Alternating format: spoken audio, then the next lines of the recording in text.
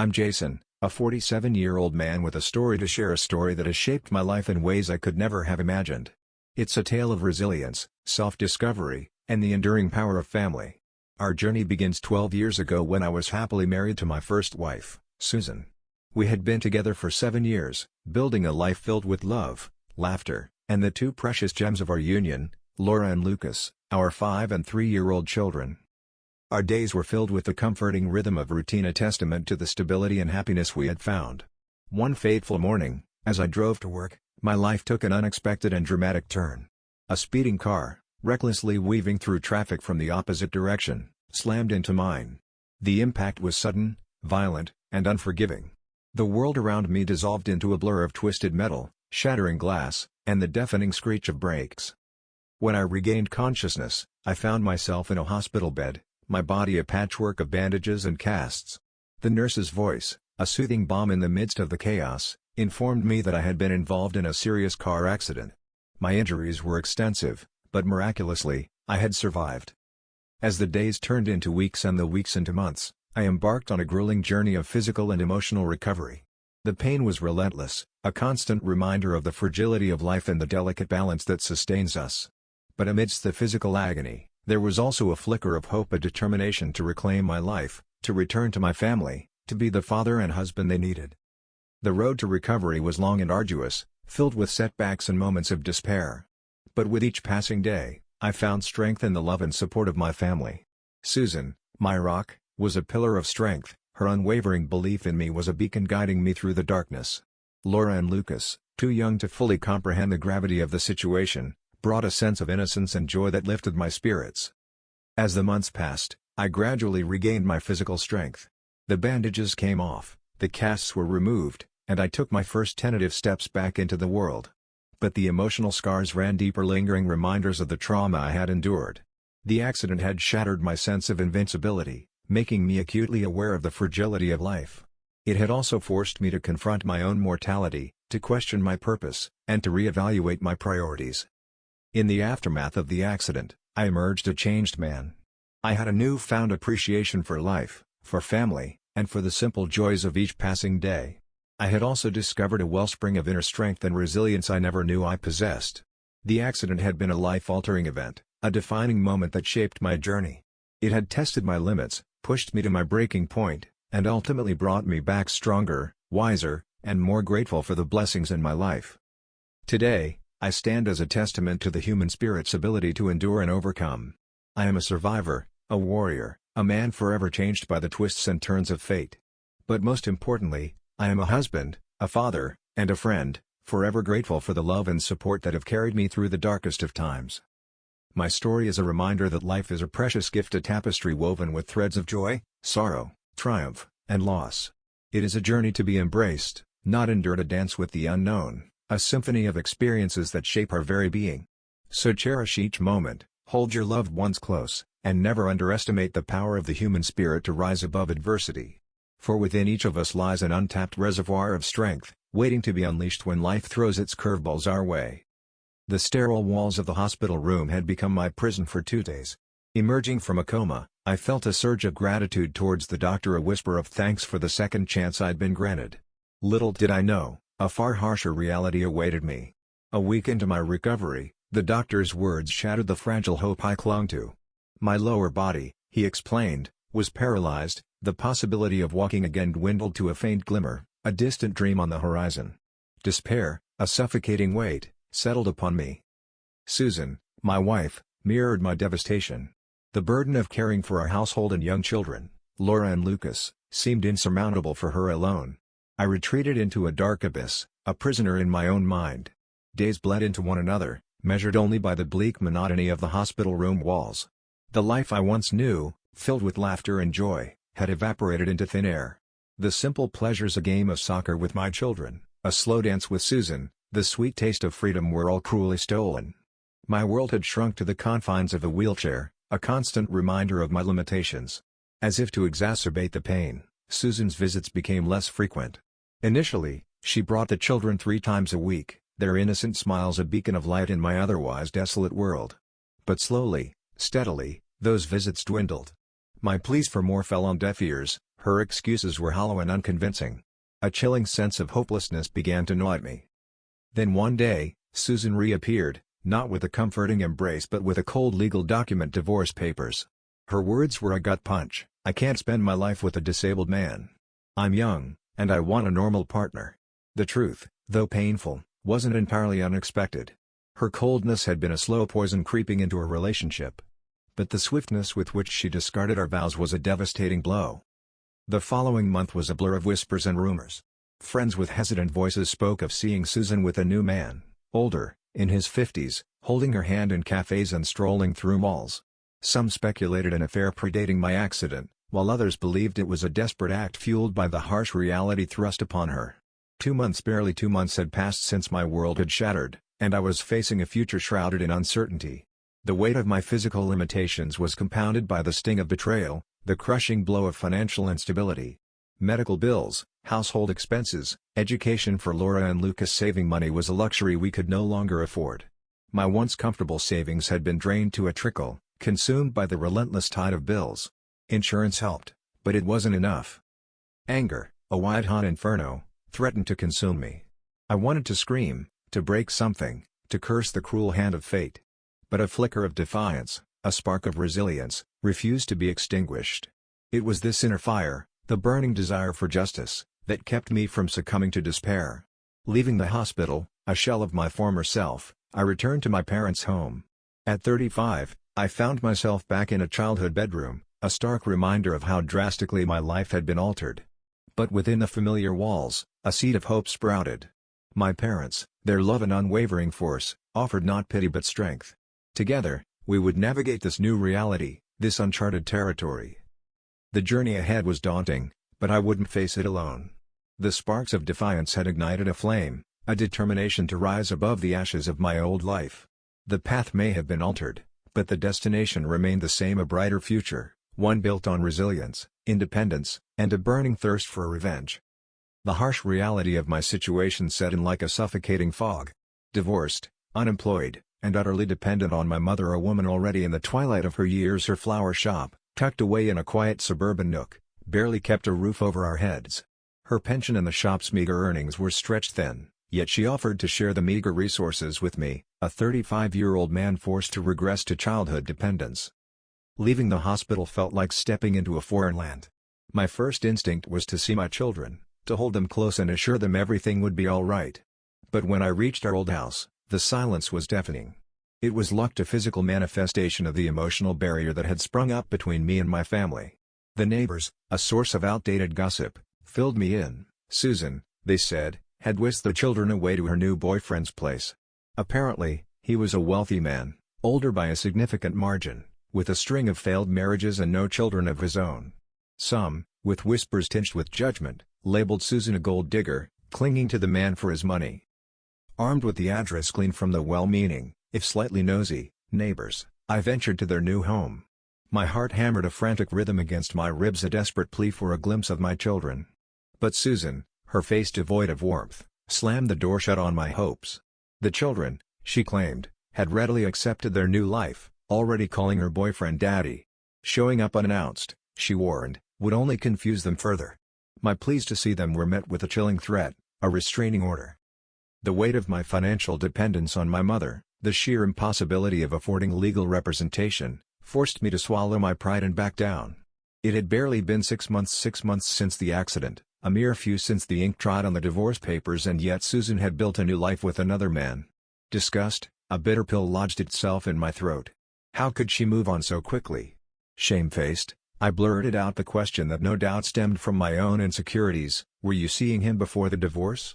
The question, admittedly immature, came from a place of utter helplessness, a father confined to a wheelchair with limited options, desperate for a shred of control. Her answer, cold and dismissive, was a fresh wound. "It's none of your business," she spat, "and you shouldn't bother showing your face here again." The 7 years of our marriage, the shared dreams and laughter, all seemed to dwindle into insignificance. Her swift replacement, the ease with which she moved on, left me reeling. Tears, the bitter overflow of a broken heart, streamed down my face as I left, defeated and humiliated. Back at the flower shop, my mother's embrace, warm and comforting, was the only solace I found. Her words, laced with gentle encouragement, urged me to take control, to reclaim my life, but I felt lost, adrift in a sea of uncertainty. As a first step, I joined my mother in the shop. The familiar scent of blooms, the delicate artistry of creating bouquets, brought a sliver of peace. It didn't take long to recognize the shop's untapped potential, a potential my mother, with her aging body, could no longer fully capitalize on. Leveraging old contacts, I secured contracts with event management companies, providing flowers for their events. Slowly and steadily, we built a team, expanded our offerings to venue decoration, and eventually, I took the leap, launching my own event management company. It was a long road, 12 years of relentless work to rebuild my life from the ashes. Through it all, my mother remained a constant source of strength, her unwavering faith in me, a guiding light. The first year after the accident, I received news that Susan was leaving the city, taking the children with her. A surge of hope propelled me towards their home, only to find it empty, the silence echoing my own despair. But that wasn't the end. This was just a chapter, a dark one in the story of my life, a story that, despite the scars, was far from over. The accident had tested me, broken me, but it hadn't defined me. It had instead sparked a fire of resilience, a determination to rise above and create a life on my own terms. And that, in the end, was the greatest victory of all. For 12 long years, my attempts to reconnect with my children had been met with nothing but a brick wall. Susan, wielding the power of full custody, used it like a weapon. Each phone call ended in a barrage of insults before being slammed shut. My physical limitations and financial constraints made fighting for joint custody a distant dream. The restraining order, a looming storm cloud, kept me at bay. Financially unable to afford the legal battle necessary to challenge it, Susan, meanwhile, had moved on swiftly, finding solace in the arms of a wealthy man named Evan. Their whirlwind romance, fueled by his significant family assets, remained shrouded in mystery. Had he been there before the accident? How did he suddenly appear on the scene? These questions lingered unanswered, a nagging ache in the pit of my stomach. Over the years, I clung to any thread of hope, chasing every lead that might bring me closer to my children. But each attempt was met with the same crushing rejection, a weaponized restraining order, wielded by Susan, empowered by Evan's money and connections. Despite their 12 years of cohabitation, they never married. But that didn't stop Susan from using his resources like a shield, keeping me at a distance. Finally, a year ago, feeling a newfound stability within my event management business, I decided to fight back. A competent lawyer, carefully chosen, presented my case effectively. The court, recognizing the years of estrangement, granted me a glimmer of hope, 15 days with my children. They would be coming to my house, a testament to the persuasive power of my lawyer's arguments against Susan's fervent objections. Nervousness gnawed at me as the days ticked by. Teenagers, I knew, were a different breed compared to the innocent little ones I remembered. Would they be hostile? Their minds poisoned with whatever narrative Susan had spun over the past 12 years? Should I reveal the truth about their mother? The questions swirled in my head, a tangled mess with no easy answers.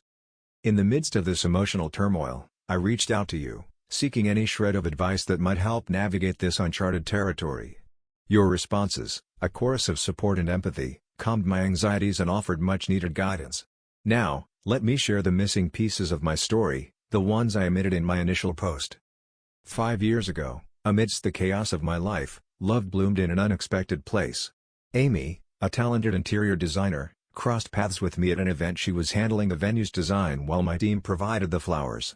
Our connection, though not immediate, grew steadily over time, blossoming from friendship into a deep bond. A single mother herself, Amy, like me, had known the struggles of navigating life's challenges. The idea for the event management company, the source of my current stability, was actually hers. With her years of industry experience and network of contacts, she was the missing piece I needed. Together, we launched a company that thrived, a testament to our shared vision and unwavering dedication. After a year of dating, we tied the knot. Our families merged into a happy unit of 4, Amy, her daughter Mia, my mother, and me. Mia adored having a grandmother, and my mother, in turn, reveled in the joy of a new grandchild. The second piece of information concerns the compensation for my accident. The speeding truck that slammed into me belonged to a powerful logistics company. In a perfect world, they would have been held accountable. However, they managed to escape any responsibility by manipulating the narrative, twisting the facts, and placing the blame at my feet. This injustice, too, fueled my determination to rebuild my life, to create a future where I would not be a victim of circumstance. Now, as my children prepare to arrive, a wave of emotions washes over me, excitement tinged with fear. 12 years is a long time, and I am a stranger to the people they have become. But hope, like a flickering flame, burns within me. This is a chance to rebuild, to create new memories, and to reclaim my place as their father. The journey may be long and filled with challenges, but I am no longer the defeated man I once was. Armed with the love of my family, the strength I built, and the unwavering support you've offered, I am ready to face whatever may come. The weight of financial constraints had forced me to swallow the bitter pill of injustice back then. A decent lawyer was a luxury I couldn't afford, leaving me empty-handed in the face of the powerful logistics company. You see, big corporations have a knack for weaving a web of protection around themselves, employing high-priced legal eagles to deflect any blame. But life, with its unexpected turns, brought Amy into my world. My marriage to this incredible woman not only brought love and companionship but also the financial stability I craved. It was Amy who suggested revisiting the case, arguing that a competent lawyer was now within reach. The case rumbled on, but our attorney instilled a flicker of hope, whispering of a judgment that might finally swing in our favor. Now, let's rewind to the story I began to tell 3 months ago. A long-awaited reunion bloomed on the horizon after 12 years of estrangement. A court order granted me 15 precious days with my children. Excitement warred with nerves within me, a tangled mess of anticipation and apprehension. Amy, my rock, stood by my side throughout, offering unwavering support and a calming presence. The airport bustled with activity as I awaited their arrival. Laura, now a blossoming young woman of 15, and Lucas, a handsome 13-year-old, greeted me with a mix of recognition and awkwardness. Time had etched its passage on their faces, transforming the children I remembered into these beautiful teenagers. The initial greetings, filled with nervous joy, were followed by an unsettling silence. The car ride home was punctuated by stilted conversation and long stretches of awkward silence. In an attempt to break the ice, I steered the conversation towards their lives in their city, deliberately avoiding any mention of their mother. They, in turn, kept the topic firmly locked away, seemingly content with the refuge of their phones and the familiar escape of earbuds, a characteristic behavior of teenagers all too familiar to me. As we finally arrived home, Amy's welcoming smile greeted us. The children's surprise was palpable, etched clearly on their faces. Perhaps they hadn't expected to see her. But why should they be taken aback by her presence? If their mother could move on with another man within months of our divorce, why couldn't I find happiness with Amy? A guest room, thoughtfully prepared by Amy, awaited them. Lunch, a shared family experience, was met with polite neutrality. Our carefully crafted vacation plans, designed to create lasting memories, elicited no spark of excitement or rejection. Their muted reactions left Amy and me bewildered. Seeking solace in their room, I received a call that shattered the fragile peace. Susan, her voice laced with venom, accused me of manipulating the children. She spun a web of deceit, claiming I had orchestrated a reunion solely for Amy's influence. Her tirade left me disoriented and frustrated. Further accusations flung with the desperation of a cornered animal painted me as someone who concealed the truth about my marriage. Her words, dripping with malice, were a catalyst for action. Ignoring her persistent calls, I decided to confront the issue head-on. A phone call connected me to my children, and after a hesitant pause, they opened up. Anger, a potent brew, simmered beneath the surface. They accused me of abandoning them, a narrative carefully crafted by Susan, a narrative filled with lies and twisted truths. With a heavy heart, I revealed the entire truth. It wasn't me who walked away, it was their mother who, with lightning speed, found solace in another man's arms. Though young at the time, they remembered those events with a clarity that surprised me. The seeds of truth, once planted, needed time to germinate. The journey to rebuild trust and understanding wouldn't be easy. But with Amy by my side and the truth finally out in the open, I was ready to face it head-on. This reunion, though long overdue, was just the first chapter in a story yet to be written. Unveiling the truth was like peeling back a thick layer of fog.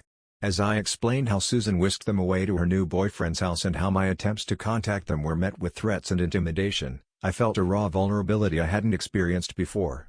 The restraining order, a physical manifestation of her cruelty, lay bare for them to see, alongside the countless rejected requests for visitation. This revelation shattered the carefully constructed narrative they'd been raised on. Tears streamed down their faces, a torrent of regret washing away years of misplaced blame. My younger son, Lucas, Confessed to a brave attempt, a secret message sent through social media, only to be discovered by Susan. Her emotional manipulation, her threats, and coerced promises were laid bare. They weren't just living with a new man, their lives were riddled with unspoken conflicts. Susan and her boyfriend, despite funding their education, remained unmarried. He showed no paternal affection, leaving them to navigate a household built on a shaky foundation. He might have been a provider, but a father figure he was not. Learning of their hardships, a wave of sadness washed over me. But the tears that flowed freely now were not just mine. Embraces mingled with sobs of relief marked a turning point. The air, once thick with unspoken hurt, began to clear. Florida, bathed in sunshine, became the backdrop for our week-long vacation.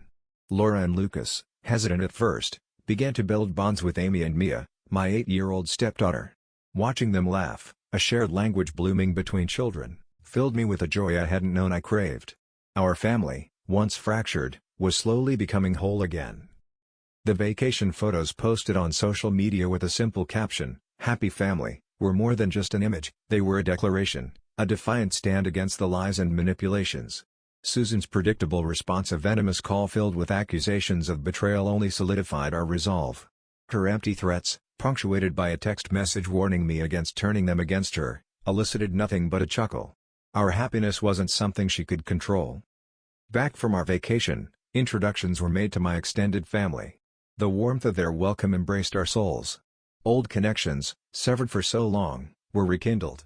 Before leaving, a promise hung in the air, a pledge to stay in touch, a defiance against Susan's threats. They confided in me, their discomfort at her place palpable. A seed was sown, the desire to live with me after high school. As hugs were exchanged at their departure, the future, once uncertain, felt pregnant with possibility. Their return to Susan's house wasn't easy. Attempts to discuss her behavior were met with familiar accusations. But something had shifted. The seeds of truth, once planted, took root. They communicated with me often, the distance bridged by phone calls and messages. The anticipation of having them under my roof again grew with each passing day. Then came the news, the culmination of a long legal battle.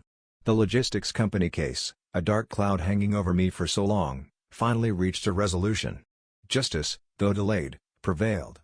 Compensation, not just for the accident but for the initial injustice, was awarded. This victory, shared with my children, brought a sense of closure and much-needed financial security. Life, however, rarely follows a straight path. One unexpected morning, Susan stood at my office door, tears in her eyes. Her hand outstretched in a plea for forgiveness. The future, once shrouded in uncertainty, now stretched before me, a tapestry woven with threads of joy, sorrow, justice, and perhaps even reconciliation.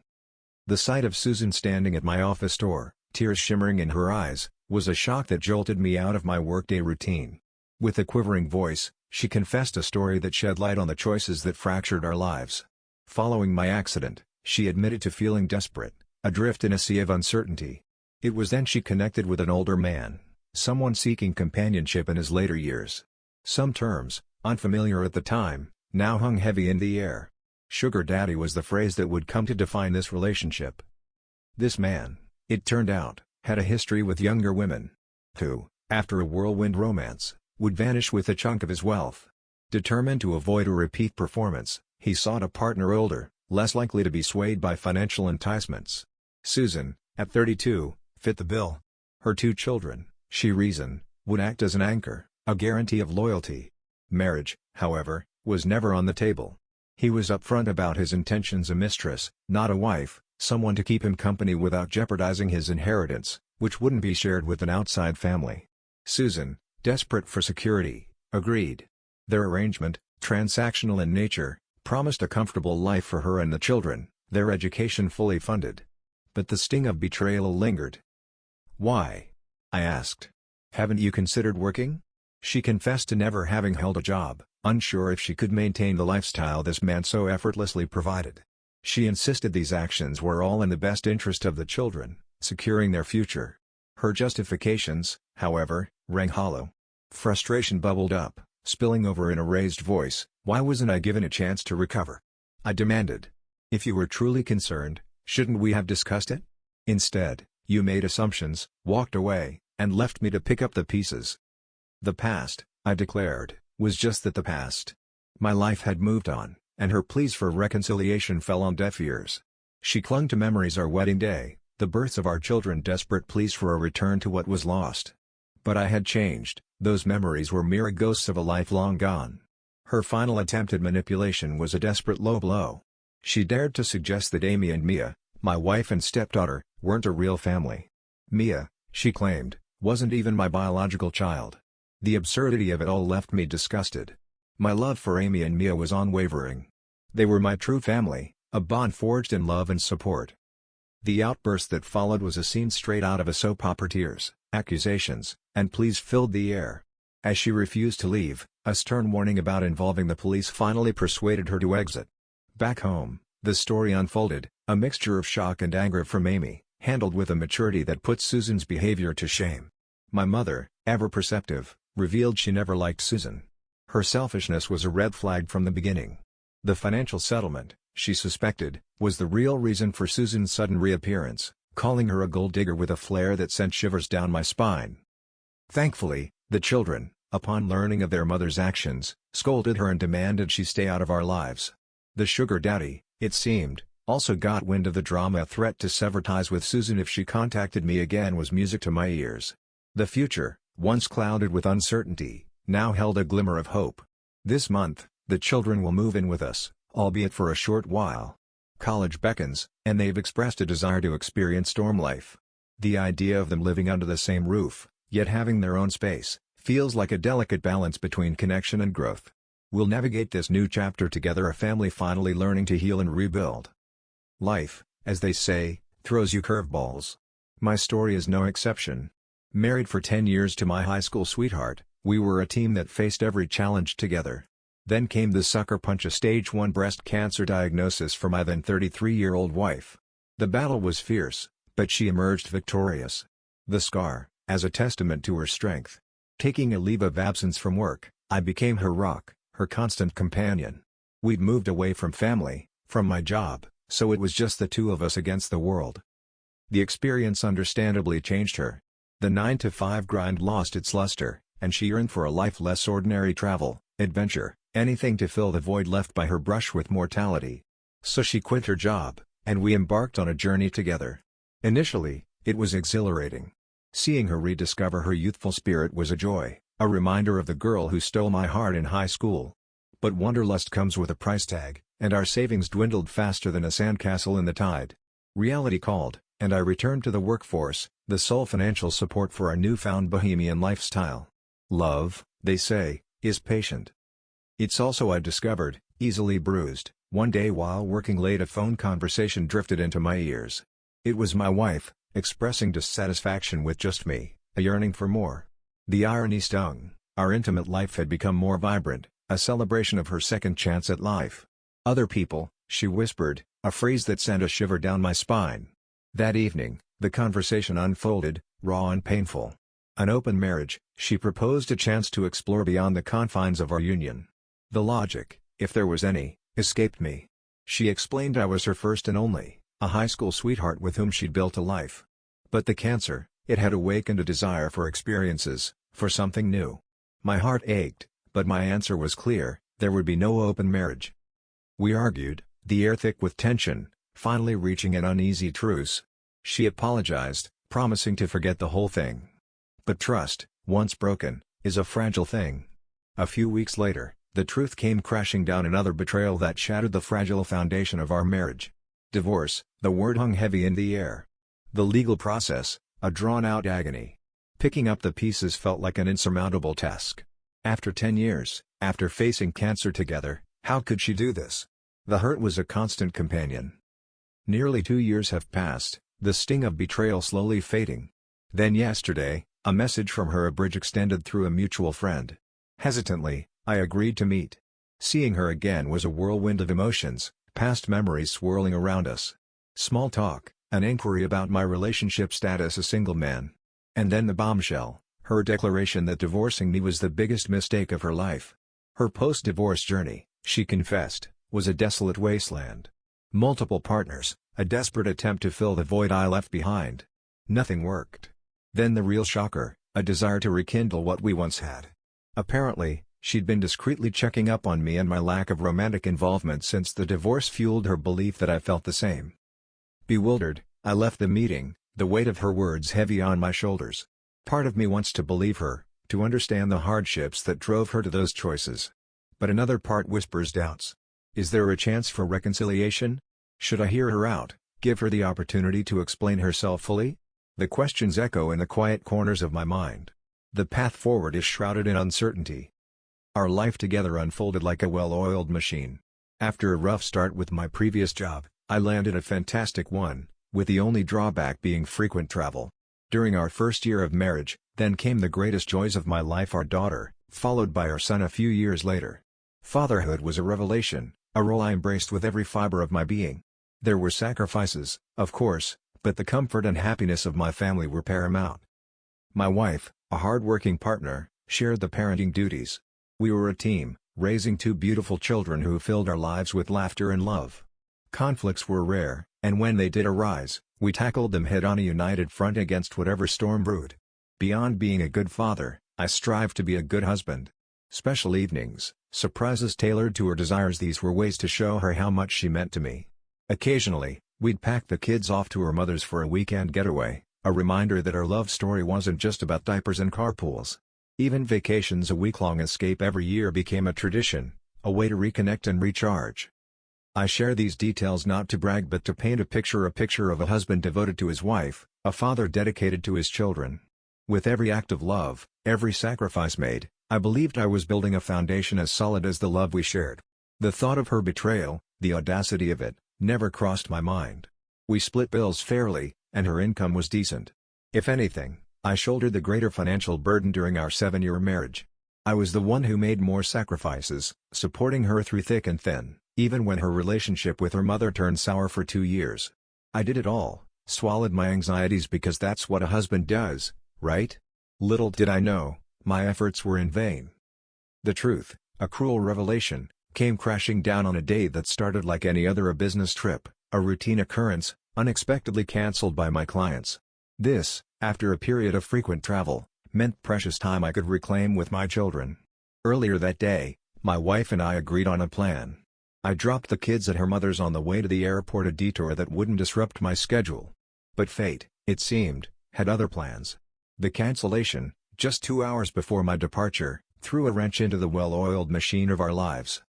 A day that began with a cancelled business trip turned into a life-altering revelation.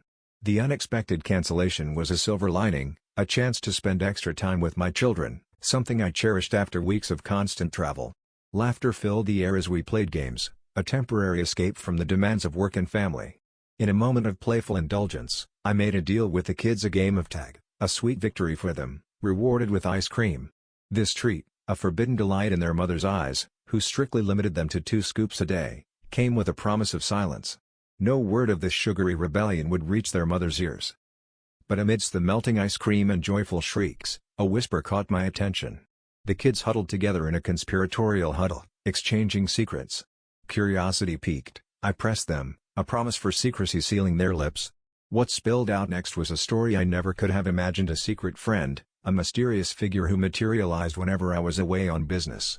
My wife, they revealed, had crafted a charade. This friend, an imposter, playing the role of their dad in my absence. The details were chilling: overnight stays in our bedroom, a hasty exit plan for my return. The innocence in their eyes, the way they spoke, convinced me this wasn't a childish fabrication. The truth, bitter and heavy, settled in my gut.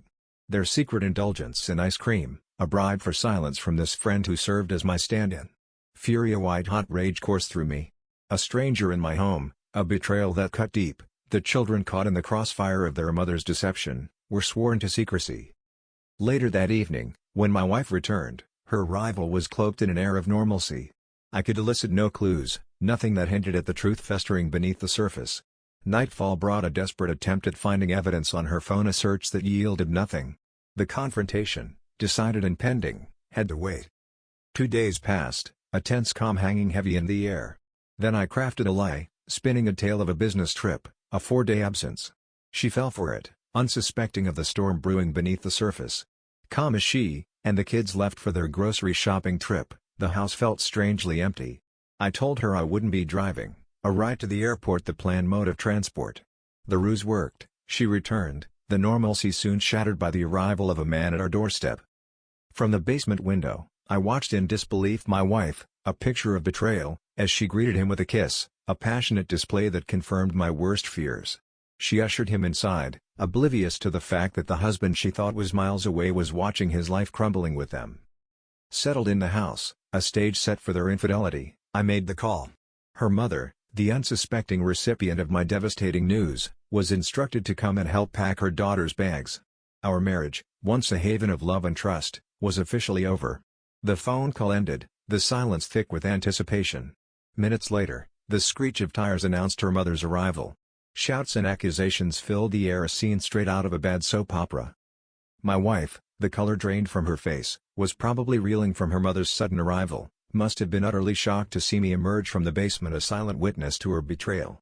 Speechless, her carefully constructed facade shattered, she could only stare, the weight of her actions finally settling on her shoulders. Disappointment, a bitter pill to swallow, rendered me incapable of words. The anger, the rage, it was all-consuming, leaving no room for confrontation, no desire for answers. The evidence was before me, a truth more devastating than any lie. I won't deny that the divorce was a painful process, but I knew it was the right thing to do. My wife's betrayal had shattered the foundation of our marriage, and I couldn't imagine rebuilding a life with her after such a deep wound. The thought of my children growing up in an environment tainted by infidelity and deceit was unbearable.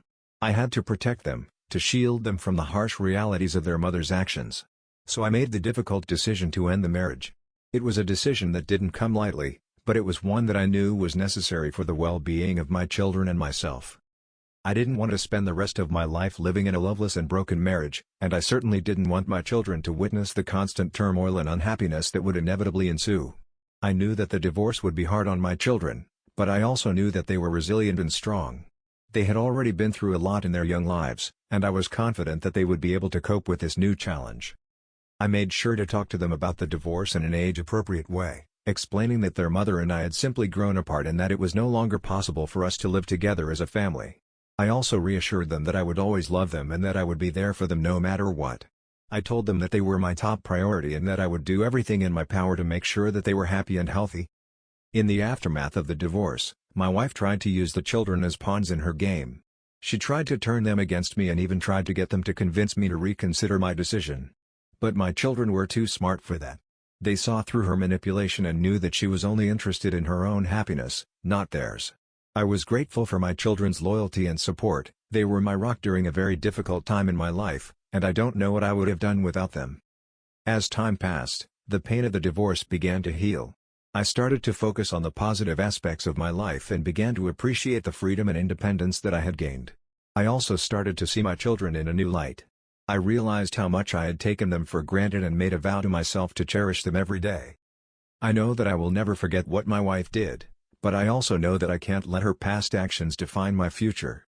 I am determined to move on and build a happy and fulfilling life for myself and my children. I know that it won't be easy, but I am confident that I can do it. I am a survivor, and I am stronger than I ever thought I was.